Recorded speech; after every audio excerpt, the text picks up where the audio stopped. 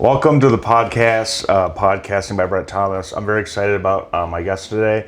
He's a very funny, nice guy. Give up for Noah Ryan. Hey. I like how I said give it up. Like, Yeah, like there's a studio audience. Yeah. Here, I'll do it. I really appreciate coming on. I'm not just saying this because you're on my podcast in my living room, but you literally have the best Donald Trump impression I've ever heard in my entire life.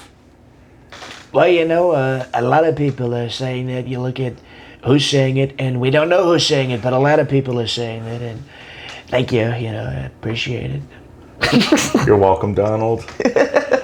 No, thank you, though, man. That means a lot. It's funny because I'll play one of your videos to like my wife, and I won't tell her it's you. And then she also believed you were Robin Williams and Ben Shapiro and Donald Trump. So like, you have a very good talent. Thank you.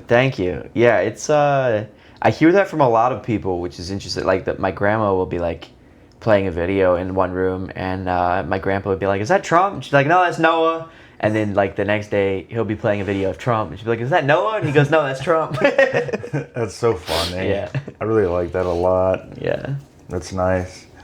Seems like your grandparents are very supportive. Oh yeah, my whole family has been real support. Like they've been like they hype me up like a lot, and I think it's because like a lot of my family is part of the arts. Like my dad, he almost got a degree in acting just by like doing theater, because he did a bunch of theater in college, and he did enough shows that he almost got a minor in acting just from doing shows. Wow. And like my grandpa was in a bunch of musicals. He still does theater.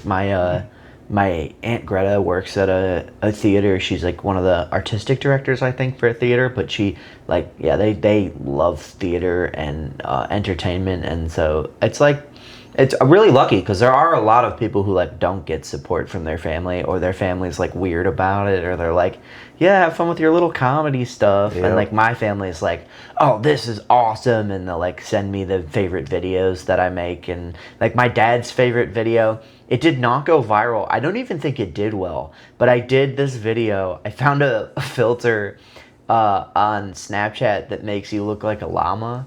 Yeah. And I did a video of Donald Trump as a llama. That's so funny.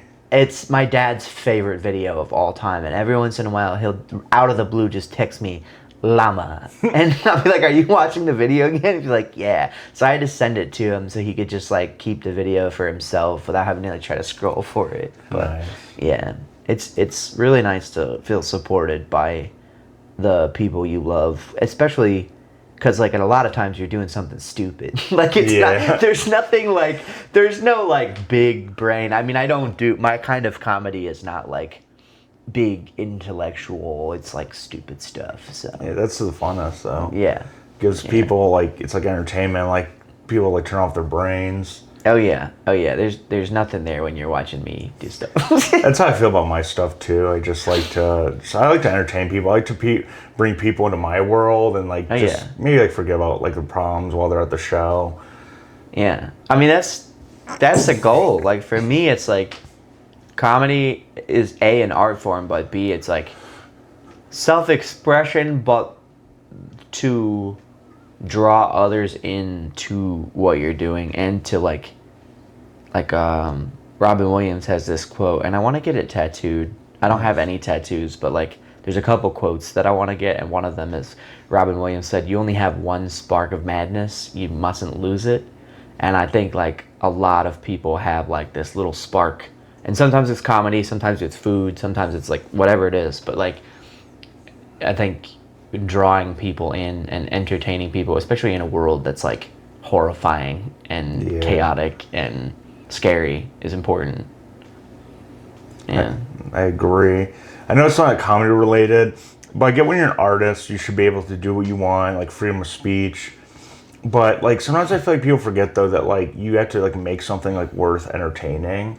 And I know this is so random, but you know who really pisses me off is Hayley Williams from Paramore. Okay. Because Go on. because you know their big song, she plays it now, but you know the big song Misery Business? Yeah. She refused to play it for so many years. I'm like, these people are like paying tickets to come see you, and then you're just not gonna play it because you're being a baby. Yeah, I I mean, just it's like hate it. it's the comics do that too, or comics have that thing too, because like whoever it's like people go to see. He's not my personal favorite, but like people go to see Bert Kreischer and they Yeah. like want the machine story and they Yeah. want him to take his shirt off, and it's like, yeah, but like he probably has other things he wants to tell, but Yeah. it's like.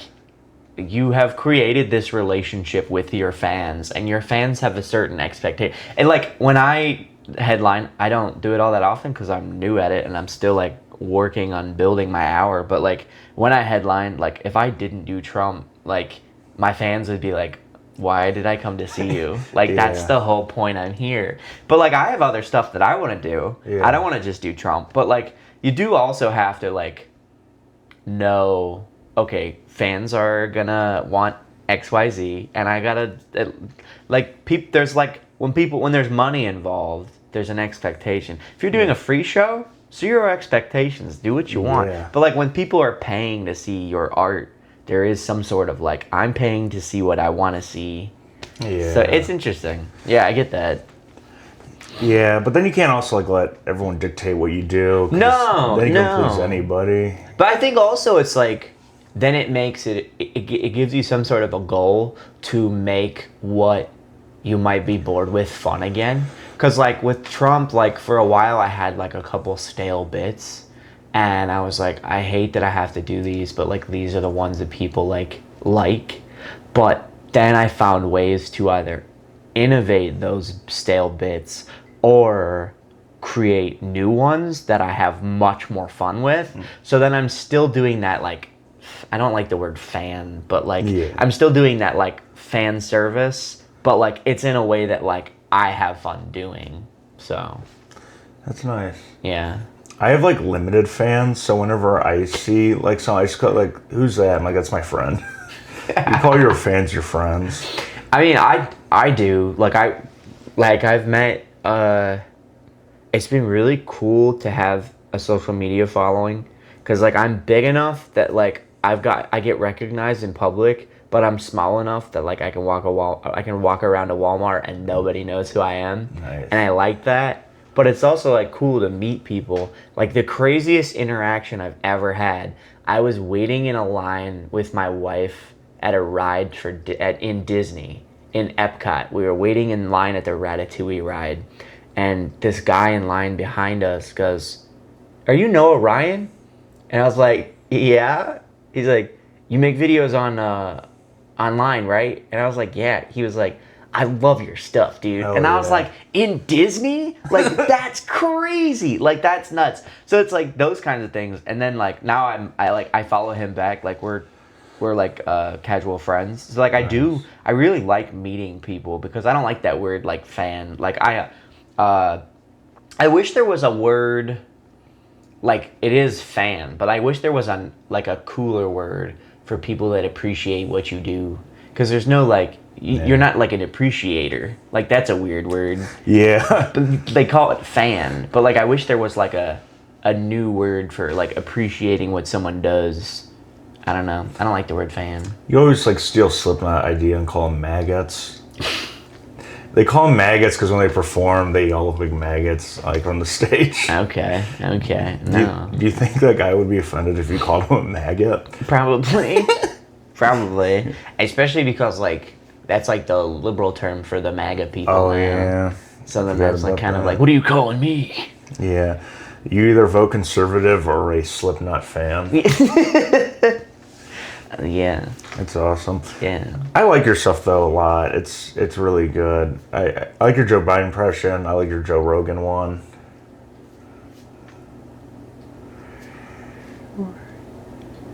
Where are we talking about? Where are we? We're in my living room.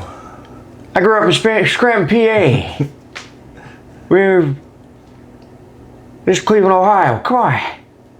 Yeah, Biden's a lot of fun, because I've gotten the most fun out of Biden lately by saying nothing and just really? doing the face, because at first people were so, because like I was at High and Dry last week, and everybody was eating a dick. Like, they were bombing so yeah. bad.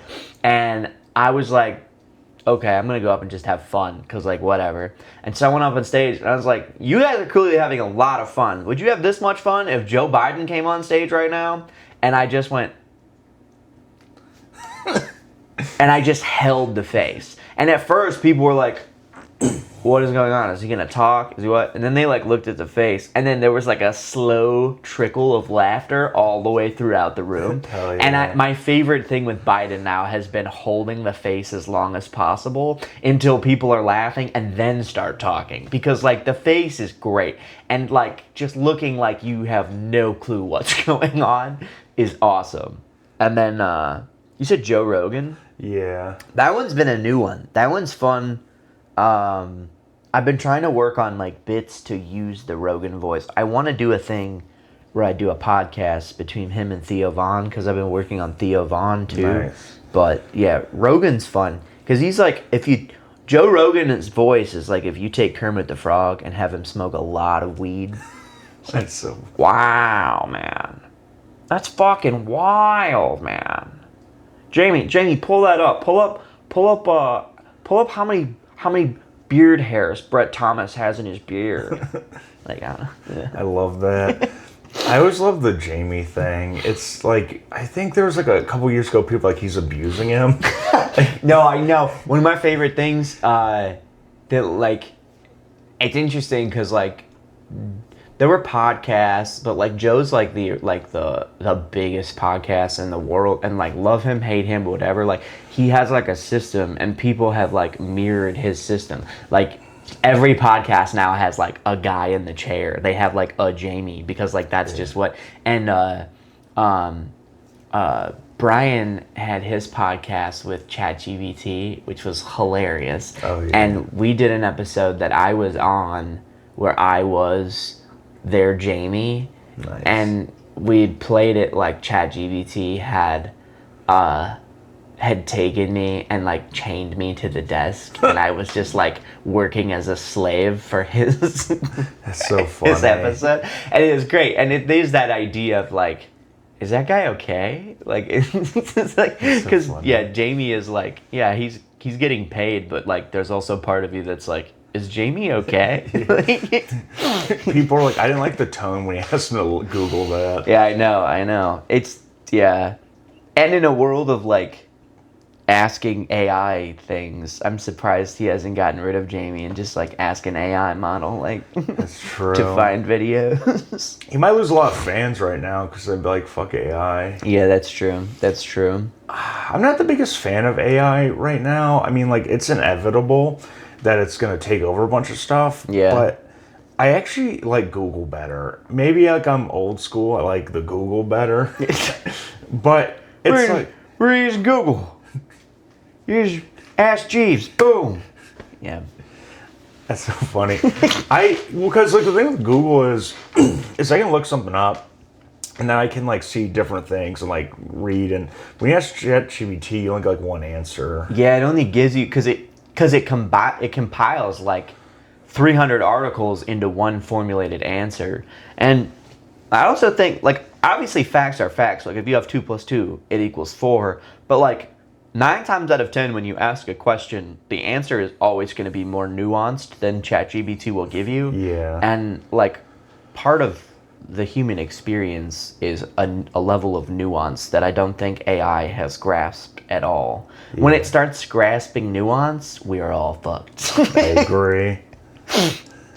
It's just like, I don't know, like, I used it today and I just felt bad. I'm like, oh my God, someone probably had to throw, like, one more bucket of water on the on the servers? Yeah, I didn't know that for a while. And my wife hates AI. And if I ever use ChatGPT, she's like, we get in so many, like, mini fights just about ChatGPT. So, like, I don't have it on my phone, but, like, she's always like, ah. But I didn't know about the water thing until watching the newest Mission Impossible movie. Did you watch the newest one? Okay, so the villain is AI. Oh, wow. And the climax of the movie takes place in an AI server room.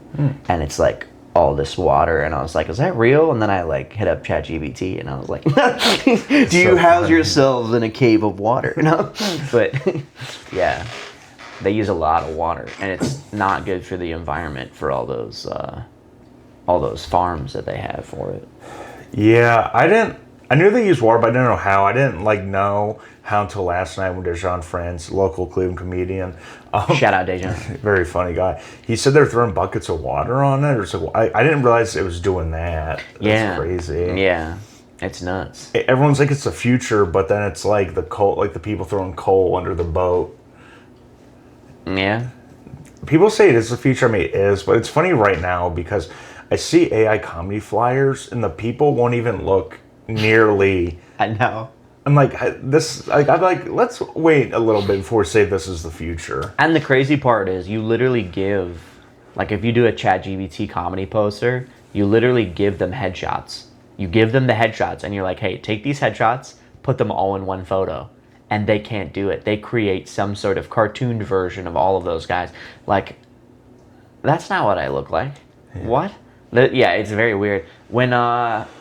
And then the other thing, if for some reason they get the faces right, then the dates are wrong. And you're like, what? That's not right. And then you're like, fix the dates. And then they mess up the faces. And you're like, bruh! I will give AI credit, though. I'll credit the sentient being that's going to take us all over. But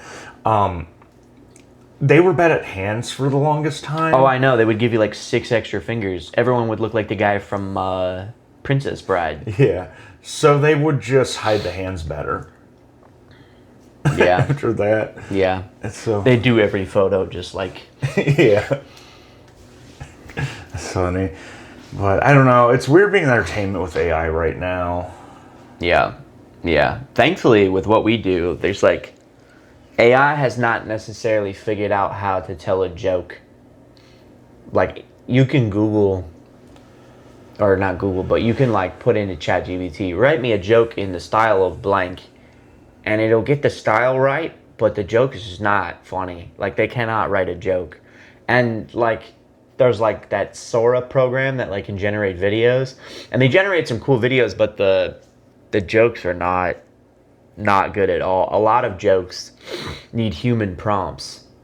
And then it's like still human writing. I saw it. I don't remember what podcast. I think it was, there's a podcast that Mark Norman has called We Might Be Drunk with Sam Morril. And I don't remember who their guest was, but they were talking about how, it was,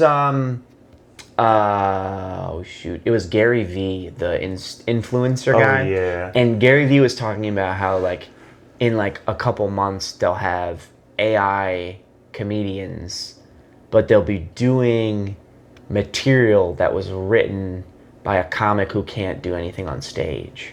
So it's like one of those comics, and everyone knows a comic like this, but like they're a brilliant writer, but they can't perform well on stage. Yeah. And he was saying that that's going to be a thing where like writers won't need to sell their work. They can just put it into an AI model that will perform it for them. And that was really interesting. And Mark Norman was like, yeah, I'm on board for that because it's still like human writing. Yeah. And Sam Morril was like, I'm a purist. I hate that. And yeah, I wish I could do a Sam Morril has such a wild voice. It's so basic, but it's so good. Yeah. It's so funny. Oh yeah. Also, doing comedy is like, it's nice because then I go to like the local Club Hilarities. I've seen them for free. Yeah. So it's like really cool. Like, I don't know if this is how you are, but I don't really watch stand-up anymore because I see so much of it. Like, it's... Yeah, it takes me to be really excited about a comedian for me to watch a special. The most recent special I watched was Chris Fleming's special. Okay. Really good. Okay. I don't know if you know Chris Fleming. Not too well. Okay. Well, everyone that watches this podcast, go watch Chris Fleming's special. It's like if you took, like, I don't even know how to describe it, but it's very Robin Williams-esque, and it's a lot of movement. It's like, it's something brand new. It's not, a lot of comedy nowadays has been turned into just like set up punchline, set up punchline, and there's nothing wrong with that. Like, Yeah. if that's your style, cool. But like, there's not a lot of like art in it anymore. There's not a lot of like different styles. It's a lot of the same style, but with different jokes. And Chris did something that was just like wild and lots of movement and lots of like somersaults on stage, and it was nuts. I loved it, and I watched that. But I don't really watch a lot of specials. You have to like, even like Cleveland guys, like, I'm sorry, but like any like I think I watched Bill Squires' Little Stinker, but I don't know if I watched it all the way through, and that's no shade on Bill. I just don't watch specials. I'll go back and watch like classic specials. Yeah. Like I watch Live at the Sunset Strip. I watch I watch all of Pryor. Like I watched all of Pryor's regularly. I watch I have actually one of my rituals. I don't have a lot of rituals. I'm not like I'm not a superstitious guy, but like I do like have like things I like to do. Yeah. I don't believe that it has any like magical power or it affects the outcome, but it's things that I like to prepare myself with, whether it's a baseball game or something I'm performing in. But like when I'm headlining, if I'm headlining a show, the day of, I will watch Robin Williams, like one of his first specials. It's called A Night with Robin Williams, and it's him doing a special in his hometown, and it's a sold out room, but it's this weird, like, he's doing jokes that he wrote for like his act, but there's also a lot of local material, which is like really cool to see. Nice. And there's a lot of jokes about the specific towns around the area, and like there's a classic bit where he's doing Elmer Fudd does Bruce Springsteen, and it's awesome. And so I will watch that, or at least segments of that, the day that I headline a show. So if I have a show in the evening at like noon, while I'm like going through my notes and like getting ready for like the show, I'll have that on and I'll watch and I'll whatever. But like I watch a lot of older specials. Like Chris Rock specials are really good. But like new stuff, I have to be really invested in a comic to watch a special. Same. Yeah. And a lot of times too, like with like people traveling, we've already seen their act. Yeah, well, that's the other thing too. Yeah, Cleveland is we have one of the greatest clubs in the country. Hilarity is like on most everyone's list. It's top 10, sometimes top 5 clubs, and highly regarded by comics and not just audience members. And that's what makes a great club. There's like clubs that like comics are like, oh, that's a great club, but then the audience is like, it's fine. But like Hilarities is one of those few clubs that like comics love it just as much as audience, and vice versa. And that's what makes it so great. But like we get the best of the best to come through. And then just outside of Hilarities, on that main drag, you have one of the greatest theater districts in the world, which is Playhouse Square, and we get some of the greatest theater acts, because like not every comic now does clubs. A lot of comics do theaters, and we get like Nate Bargatze does. I mean, I think he just did Rocket because he's too big for theaters now. Yeah, but like, that's crazy. but That's awesome. Last time I saw him, he was doing theaters, and so we get big guys doing theaters, and then we've got Rocket Arena, so we get like Chris Rock doing Rocket Arena, Adam Sandler doing Rocket Arena. Like that's really cool. And so we get to see a lot of these guys, sometimes for free, sometimes, we'll spend a little money to go see our favorites, but like, I don't feel like I have to watch them online because I've seen them like in person. Yeah. I agree. Then we got Henceforth Comedy and Don't Tell and Follow the Crowd, and those are really good, like independent. Oh yeah. Those guys put on great shows. The Henceforth guys, they're late night. I mean, they do a lot of like headliners, and they do a lot of shows that for the greater Cleveland area, but like their Saturday late night show is a blast. It is. I've not done a bunch of comedy in other big cities, but like it has the feel I would imagine of like what like late night in like New York City feels like. Just like yeah. comics like busting balls in the green room, and then like great sets, and just it's so much fun. Nice. Yeah. Nice. All right. I have a game for us if you're ready. Oh yeah, let's do it. I'm excited. All right. I'm gonna read out the rules. Okay, those are important. It's called First Impressions. Okay. Brett picks an orange and green card. Noah picks a blue and green card. I guess I should explain those first. I'm orange and Noah's blue, and it'll be an impression we have to do. And then the green cards are like scenarios. Okay. Do an impression of that person, the situation outlined on the green card. If you didn't like one, skip as we can edit out. Oh, I probably shouldn't have read that, but we're gonna keep that in. Yeah. Well, there's gonna be some outtakes, I guess, that edit out. Last week, like Bill burped, and we just used to keep it in. Heck yeah. Do you want to go first, Love or it. want me to go first? You're the guest. I can go first.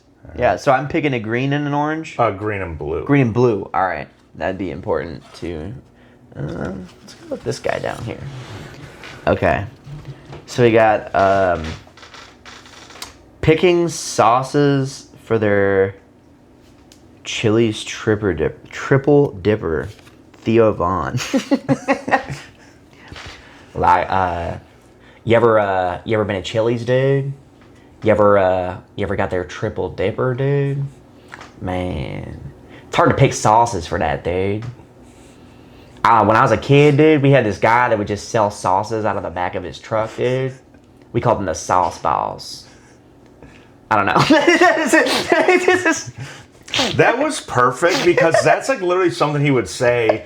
Like, he always says there's someone from his like childhood that would do weird stuff. One time, like, I swear, one time I was thinking, I was like, one of the bits I've been working on is like Theo Vaughn just like talking about his childhood. He's like, yeah, we had this milkman, dude. He didn't even sell no milk, dude. He just had like cartons of, I think they were carton of his own jizz, dude. Like, it just was like, we called him the milkman, dude. He's just like, he's got such a, he's so wild. I have like, he has like a weird anecdote for everything. And sometimes it has no correlation. You'll just be like, he'll be like, yeah, there were these orangutans, dude.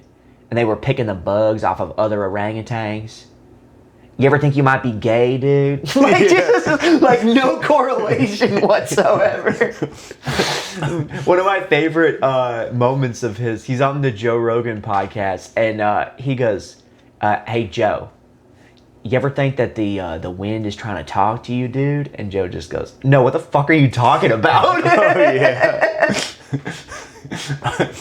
One time he told an experience, a thing on the Joe Rogan Experience, like a story about how I lived with a sister, and then her friend like stole a vacuum to sell crack with it, to buy crack with it, and then 6 months later he saw it at a bachelor party as a stripper. Stole the vacuum. He's so funny. Oh yeah, so funny. All right, I'll do yeah. one. All right. Brett doing an impression. Brett doing an impression of other people's impression of Brett. Okay. Stub their toe. Okay, so this is you doing an impression of someone else doing you. Yes. Stubbing your toe. My toe. I stubbed it. It hurts really bad. Ow. I'm gonna go sit down. I feel like when people do impressions of me, they like lower my voice even more. Probably. I think you're in here, so I won't do you just in case I draw You can if you want. No, let's see. Should I do another one? Yeah. Okay.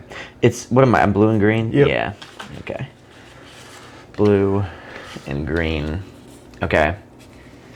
We have Jimmy Stewart auditioning for a terrible college short film. Okay. Okay. Just give me what's the subject of this terrible college short film, Brett? Is it any type of short film? Yeah, it's just got to be terrible. It's a college short film. Like a romantic comedy. Okay. Well, not now that it. I told you I'm not gonna fall in love with that bush. I don't date bushes. There, I only date trees. There, I don't know. That was good. Yeah, it's a dumb short film about a man who falls in love with a tree. Nice. Yeah. I thought when you said bushes, you were gonna say I only fall in love with Clintons. No, that'd be funny too. But I don't think. I guess he was alive. I guess he was alive for both. He wasn't alive for W, but he was alive for. Not gonna do it. My impression. The thing with impressions, it was interesting, is that like some impressions you come up with and they are your version. They are like your impression. Yeah. Like my Trump is my Trump. My Jimmy Stewart is mine. But like there's certain impressions like I can only do H.W. Bush by doing Dana Carvey's H.W. Bush. Oh, that's funny. So it's like that's how I learned to do it. Like my George Bush, and I only do it ever so often. I have like a couple phrases in my act, but like my George Bush is me doing Frank Caliendo's George Bush. That's awesome. So, yeah. It's funny. Yeah. All right, what do you got next? You got Orange. I got Borat Borat. Oh yay. breaking up with someone. Oh okay. Okay. Break up with me, Brett. All right. Yeah.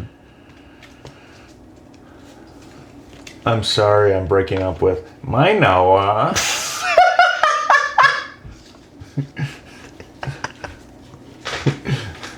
Most of my impressions is I do like my normal voice. But just add the phrases. Yeah.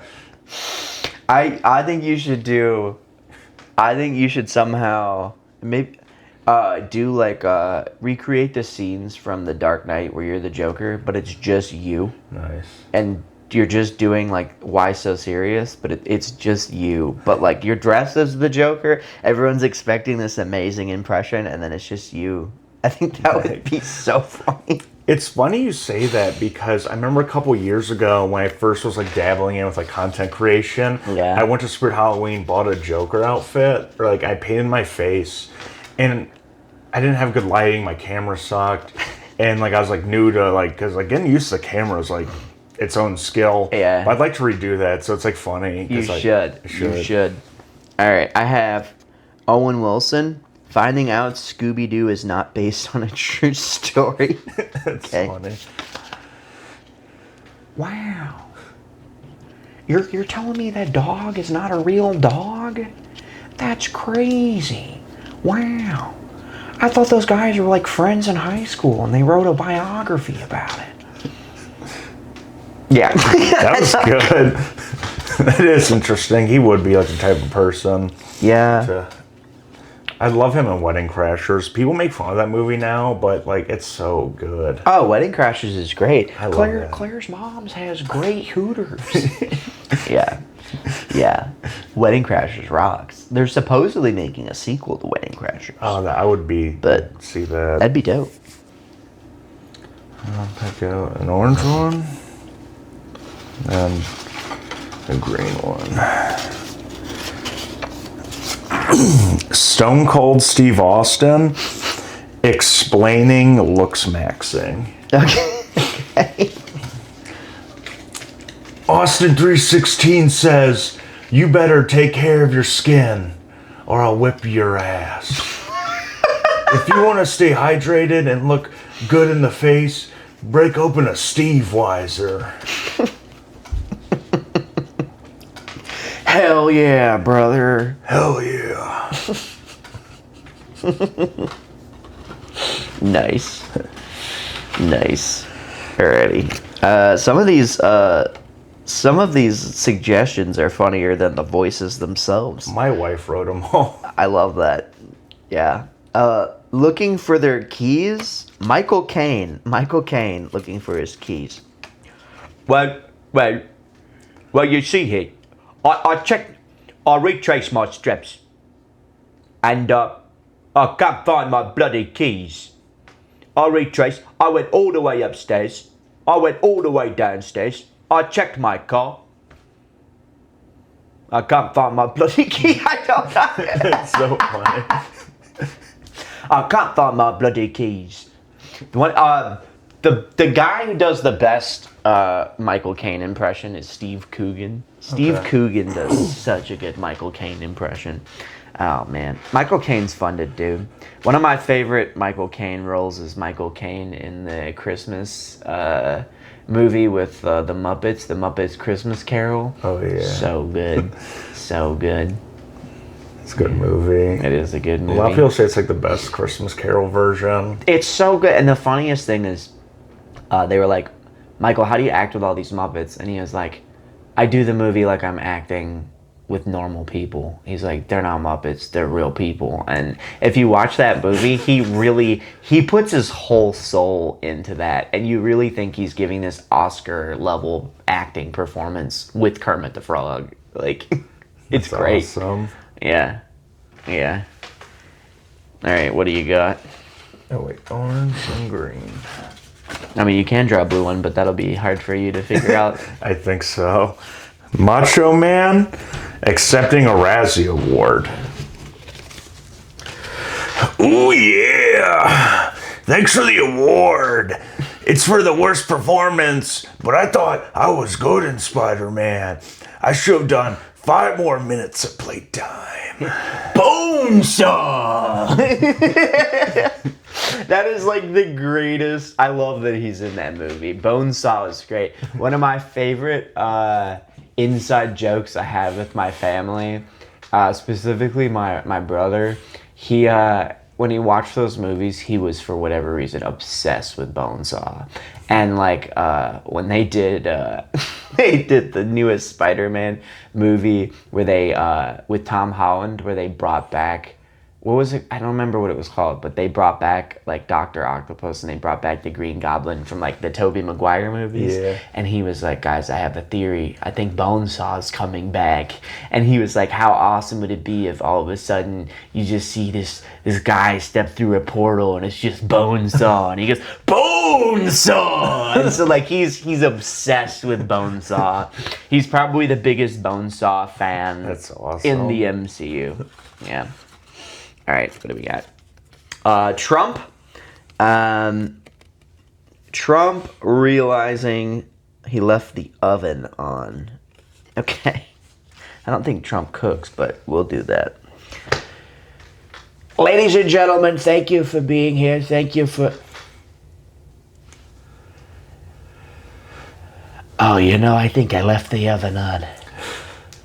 I was making cookies. I was making what was probably going to be the best batch of cookies you've ever had.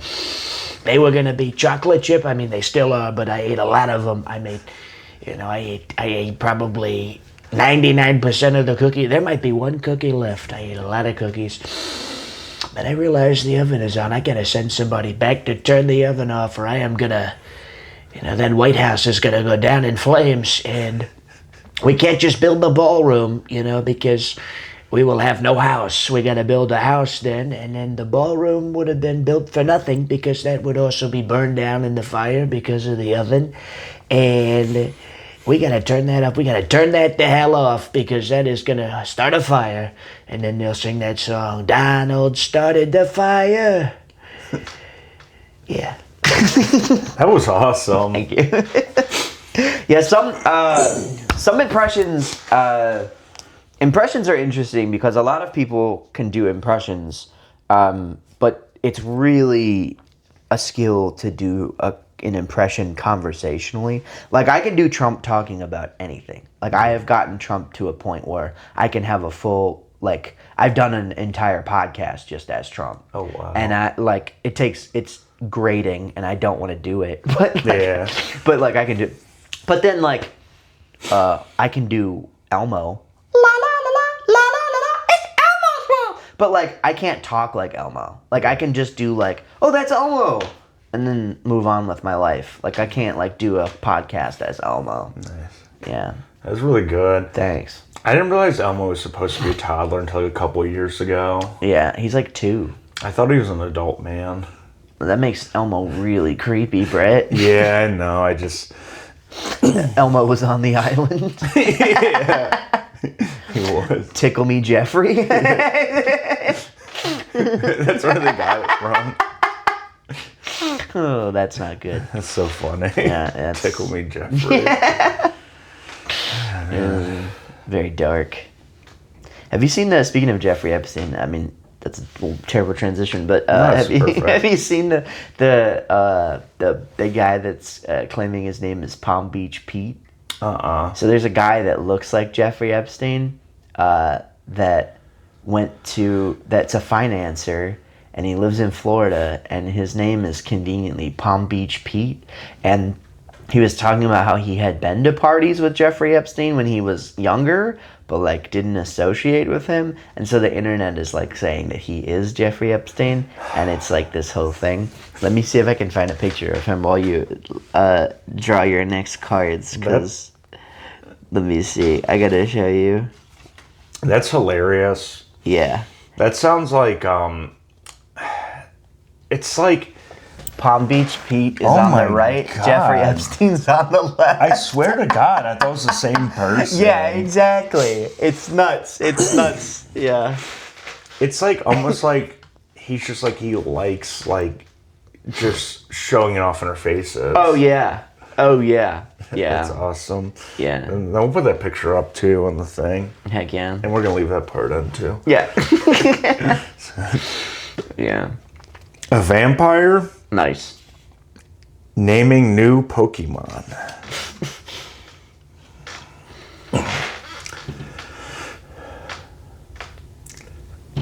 I want to come up with a new Pokemon card. How about Bloodchew? And the villain will be Garlazard. Garlazard. Yeah. Actually, Garlazard would actually be kind of a cool name for a be. Pokemon. It's fun. Vampires hate garlic. They do. That's why you never see them in Italy. Let's see who the celebrity is. Oh, Brett Thomas. Oh, nice. Brett Thomas explaining how to use a fork. Okay. I've only done you a couple of times, so we'll see how this goes. But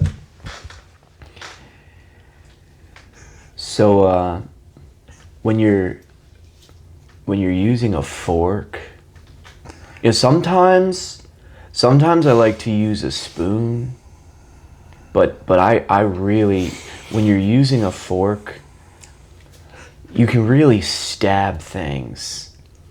And a spoon is, I like a spoon, but with forks you can really stab. I don't know. It is true though. Forks are better than spoons. They are. Because you can get like more. The only thing you can't get is soup unless there's like bits in it. See. I've been at work and I forgot a spoon, so I just had to use like a fork and then like drink the broth later. Yeah, I see. I do like the ease of a spoon though. Like spoons, you can really you can get a lot onto a spoon because it'll stack. I feel like forks, like they'll fall through the cracks on certain things. But True. I think there's a special place in hell for people that serve salads with spoons. I've never seen that. It's only a rare thing, but like every once in a while I'll be at someone's house and they'll be like, "You want a spoon or a fork?" I'm like, "For my salad?" I'm leaving. You get a spoon. Yeah, I was using my hands. Yeah, I'll just. That's so funny. I don't know. It's like, you just want me to leave? Yeah, I'll get out of here right now. No. I do love how American utensils, like in Asia, they have like chopsticks. I mean, they probably use forks now. I'm not really well versed in other cultures because I don't. Yeah, they use spoons and chopsticks. Okay. Yeah. But like in America, we just use forks and spoons are just shovels. Yeah. That's what I think's funny. If our hands weren't so gross, I think it'd be really cool if you just went into a restaurant and like, yeah, we don't have soap, or just use your hands. I think it'd be awesome. That would be. Just call it like hands on. It'd be a really cool restaurant. But it's all like pasta. That's so It's funny. like people just eating noodles by the fistful. You gotta like do the spaghetti. You gotta wind up on your finger. Yes. You got like some people just like doing like a rodeo bit with the noodles. Yeah. I like that idea. That's funny. Sounds like we're opening a business. Deal. It sounds good. Most businesses either come from Coke conversations or podcasts. Well, you can decide which is which. Yep. Or both. They're both. I have to pick one out. Yes.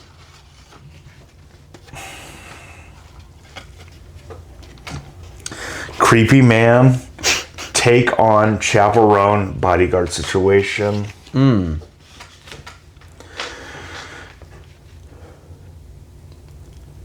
Hey, why did you not want to meet my girlfriend? That's really funny because if you don't know that situation, that's not funny. But the situation revolves around, I think she's like 12. 11. So, yeah. So that's, yeah, it's very creepy. At first, you're like, all right, that was just Brett.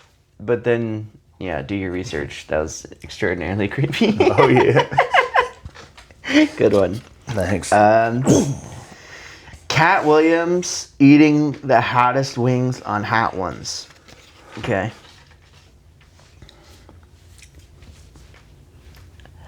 That is probably one of the hottest wings I have ever put in my mouth. That is absolutely, positively the hottest wing. My weave might fall off. That is disrespectfully spicy. That was good. You have like the best Cat Williams impression also. Thank you. Thank you. I like doing Cat Williams. Cat Williams is a lot of fun because you can put him in just outrageous situations and he's a boatload of energy. I saw him in a movie recently. It had Keke Palmer. in Keke it. Palmer, yeah, where she's like trying to like pay her rent all day. Yeah. Yeah, that movie rocks. That's and a he's good like one. outside of the credit loaner or whatever. Yeah. Yeah. He's like, They will ruin your life. he's like on the wall of like, yeah. And then the end of the movie, they call the credit agency to take out the gangster. And Yeah. yeah, that movie rules. That was really good. That was really good. That's so funny. Cat Williams, when he was on that Shannon Sharp show, like Oh, that was nuts. That was a crazy interview. that was hilarious. I don't know how much of it was true, but it was funny. Hey, I think a lot more of it was true than people would like to know. Yeah. Because he said a lot of stuff that ended up happening. All the Diddy stuff ended up true. Oh yeah, Like, damn. pew, nuts. Did he want to party and you got to tell him no? Yeah, I forgot about that one. Yeah. Yeah. Sad times. It is. Sad times. Did you see a tweet that 50 Cent made? Because like Diddy was like, "Oh, Lisa, I was on the Epstein list," and then he was like, "You were making your own files." Yeah, I did. Yeah. Oh, man. That's hilarious. Sean Diddy Combs. So funny. We only have a couple of these left. So sad. I know It's a fun game. it is. Cat deciding where to go for dinner. Ooh.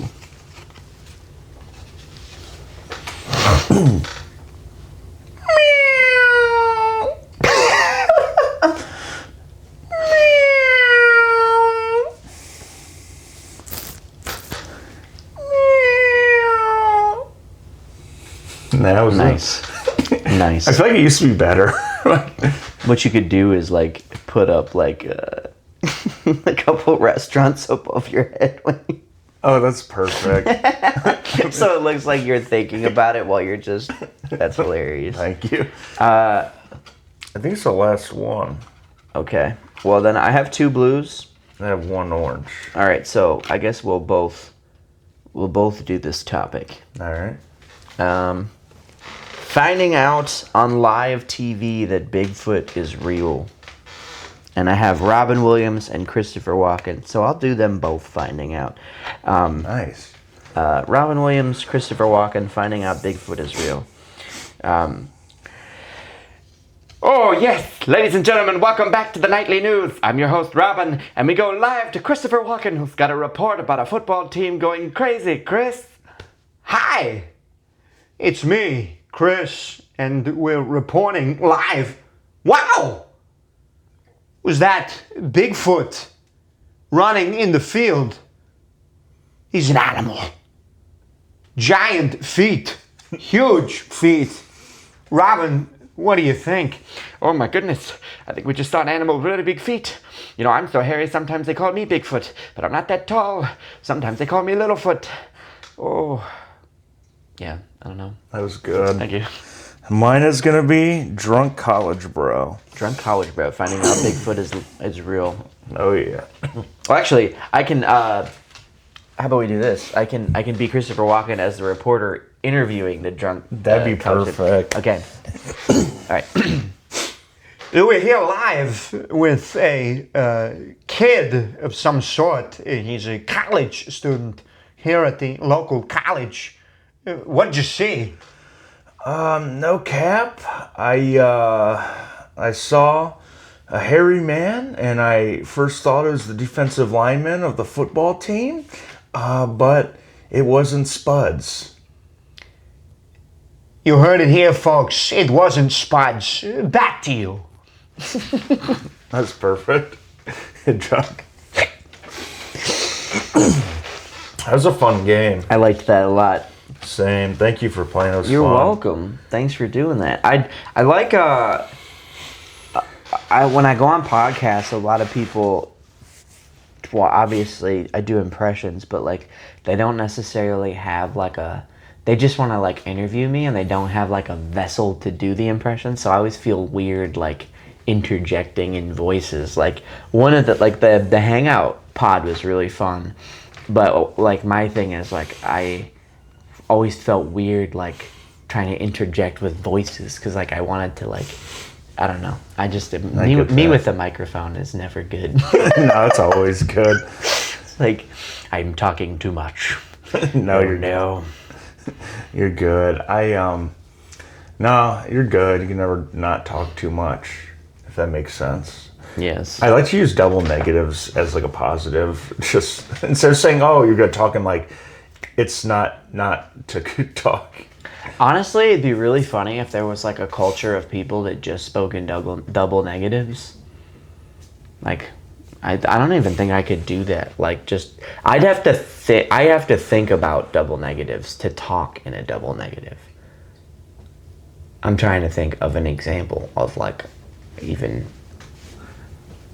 Yeah. I think I can use them because I used to use them on accident to not be negative. So if I said I couldn't go to the park, I'd be like, I can't not go.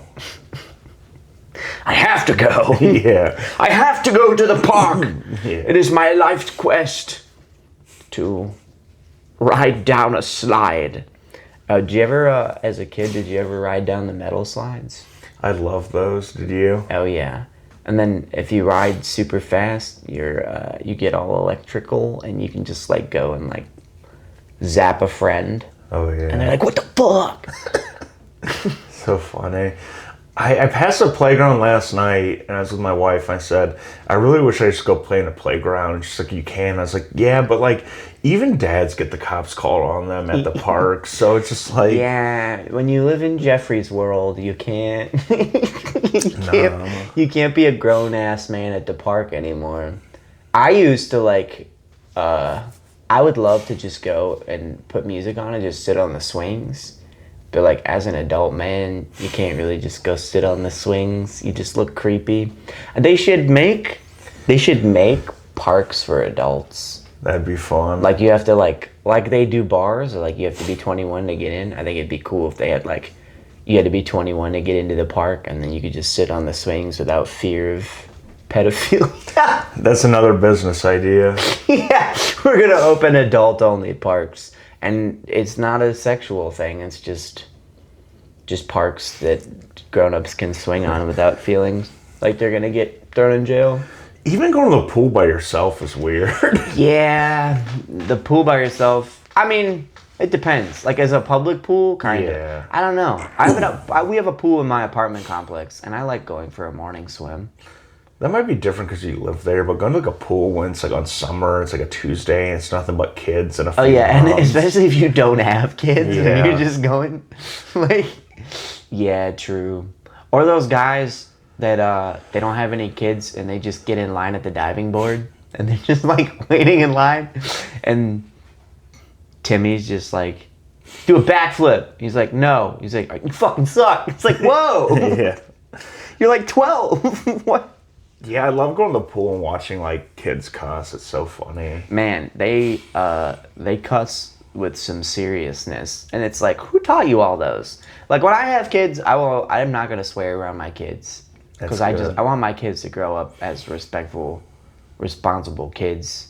But like I feel like so many parents nowadays just do anything around their kids, and then their kids just Yeah. grow up to be horrible little monsters. Yeah. So like on TikTok for the past few years, I've been at stay-at-home mom TikTok. Oh, nice. It's actually really awful because it's just a bunch of fighting on how to raise kids. But like I see a lot of it now to where parents, like if their kid just texts them, I don't like my teacher, could you come pick me up? They will. Like there's a big video about a woman who's going to court for truancy, and she's like, no, the absence are excused. I said he could stay home. That's crazy. It is. That's crazy. You have a lot of people like homeschooling their kids too now, which I'm not against that. But this woman's like, I'm gonna homeschool my kids because my kids are getting in trouble when they say that the Big Bang didn't create us, God did. And that one I can get behind. I'm like, that's your religion, that's what you get. And then she was like, or when they say we went to the moon. You lost all credibility at that point. Yeah. Oh man, how do you believe in God and not believe we went to the moon? I feel like those things go hand in hand.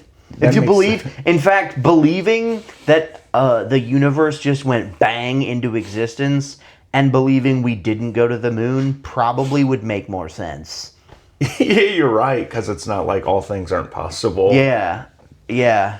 Like being a flat earther and believing in the Big Bang, though most people would be like, scientifically, that makes no sense. Well, the bang going poof and having everything, and then the flat earth, I feel like would be hand in hand too. But yeah, no, I homeschooling is like also too, like I feel like you should be qualified as a parent to teach. Yeah. And if you're not, then you probably shouldn't be homeschooling. Like my brother, he doesn't go to school, but he takes online school, and that's fine. He's just Yeah. like he's taking classes through an accredited program with actual teachers. It's just at home on a computer. Yeah. That's fine. But there's like parents that are like, that's a bug. It's like, yeah, all right, but you need to go to school. Yeah, good job. You told Tommy that was a bug. Now Tommy's going to be a little special until he's like 40. He's like... I have like my always viral videos me talking about how people shouldn't shame people for bringing babies to public spaces, and I'm a child-free guy, but I respect that like we live in a society with like kids and stuff, and they should go most places where adults can, except like Epstein's Island and like bars. But I don't like one time I was at the Chicago like, Natural History Museum. Yeah. I think it was there, and there was like a boat or something. And like a woman was there with her kids, and she's like, "That's a boat," and just like saying stuff like that. I'm like, listen, I'd be less annoyed if you were saying what it was, not just pointing at things. Right. Do you know what kind of boat that is? No. Then don't point out that it's a boat. Like the kids are like 8; they know what a boat is. It's like, yeah, Mom. This is why the intelligence in America is going down the drain, because on top of people wanting to homeschool with no skill to do so, there's also our school systems are terrible. We have so many issues with learning, and there's just a lot of stupid kids. And it's like the world has so many problems already. We don't need stupid kids. We need smart kids that are going to fix the agree. problems. I agree. And there's so many adults that say you don't use most of the stuff you learn in school. And I'm like, it's math and reading. Yeah, those are like the biggest things. Yeah. You read on a daily basis. Yeah. If nothing else, than to read the comment section of a video. Yeah. I mean, I like that I can read just to read comment sections. Like that's. Same. I'm not a big book guy, but like comment sections, exquisite. And I just, I don't know. I feel like, yes, you're not going to use. Not everyone's going to use geometry. Not everyone's going to use like a foreign language necessarily, although I think it's important to learn. I just like but there's like a structure in school that is beneficial for your life. Yeah. Like when you don't go to school, you wake up. What do you do with your day? You do whatever you want. But when you're an adult and you got to wake up and go to work, that structure is important because since you were like 5, you've been waking up, going to school, doing your job, coming home. And when you hit like, 16, 17, you start having a job and you gotta, maybe it's a night job, but like for the most part, you wake up, you go to a job, you do the thing, and you come home. And if you're not ready for that kind of structure, you're screwed. So if you learn nothing else from school, structure is a very important thing to learn. It is even if you want to be like an actor, because like they get to the studio at like 6 in the morning. Yeah, discipline. I mean, like most, not every actor went to college to study it. Not every actor graduated high school, but like a lot of them went to school. A lot of them are very well educated. A lot of them read. You have to read scripts. You can't not read. You have to read scripts. You have to know your stuff. And a lot of the roles involve research, and you got to read research on these people. And acting is also something that is benefited, and just the study of people. If you stay home all the time, you're not going to meet all the people that you need to base your characters on, base your life on. And that's another thing with comedy. A lot of comics you'll see in like local scenes, their whole life is comedy. They're at every mic, they're at everything, but it's like you have no life experience. Like go out and live life. Like I will take like a month off of comedy to like reset and try to live life, because then I can find all these premises and all of these things I want to talk about. If you don't live life, you've got nothing to talk about. You're not relatable. I agree. I was also thinking about that too. Like, yeah, there's a good point. Just like being like relatable, and also sometimes like I consider myself to be like a blue collar person, and like a lot of times in like acting, like watching movies or TV shows, or even like stand up bits, the way they talk about like manual labor jobs or like country living, not that I'm country, or like something like more like blue collar type stuff, they don't understand. No. Like I did a show once and it was for like the electricians union, and a comic was like, "Can I be an electrician? I'm tired of working." I'm like, those people work like 60-hour weeks. Yeah. The blue collar people work more than most people. And the crazy thing is too, I think there's a weird level of trying to think of the right word for it, but there's a weird like people look down on people who are blue collar workers, like, because not all of them went to college, not all of them appeared to work hard, and they're like, oh, they make all this money, what are they doing? But like some of those people know they're very smart with the thing they do. And it's like, that's all you need to be smart with. You don't have, like, I have special skills. You can't ask me to sit down and do math. I'm gonna be lost. But like I can talk to a crowd for an hour. That's a crazy skill. It is. Like that everyone has their own skills that set them apart, and like blue collar people, like they might not know XYZ history fact that you know, but they're gonna know how to rewire your car so you can get it out of the driveway, or some crazy thing. Hey everybody, I'm really sorry we lost the audio for the last part of the podcast, but I really appreciate you guys for listening, and go follow Noah on social media. His links will be in the description. Also, he wanted to plug his Bean and Funny show at Roasted in Lakewood. It's a coffee shop that he runs once a month with Sophie Rivera, and I've done it. It's a very fun time. Also, you follow Noah on social media because he does really great content, and he's an up-and-coming star. If he's not a star already, he's been on the Australia Today show, and he headlines all over the country. He's a really great guy and great friend. We'll try to fix this issue for next time to make sure it won't happen again. At the studio of podcasting by Brett Thomas, aka My Living Room. We appreciate it. Please like, subscribe, and share videos if you see them on social media. It always helps me build this thing bigger, and I really appreciate you guys for listening. Have a good day.